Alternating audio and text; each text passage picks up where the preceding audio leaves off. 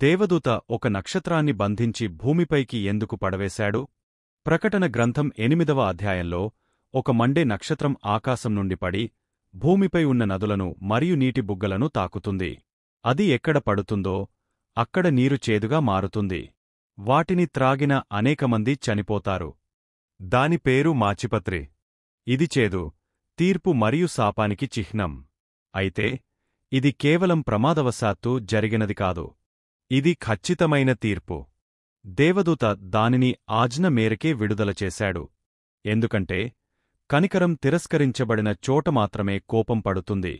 మాచిపత్రి అనేది ఒకప్పుడు సత్యాన్ని రుచిచూసినగాని గర్వం అనే విషాన్ని ఎంచుకున్న ప్రతి ఆత్మకు, జీవజలాన్ని చేదుగా మార్చుకున్న ప్రతి హృదయానికి ఒక ప్రతిరూపం వంటిది.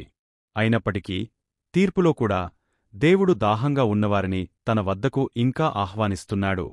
నిజమైన సెలయేరు ఇప్పటికీ ఆయన సింహాసనం నుండి ప్రవహిస్తోంది.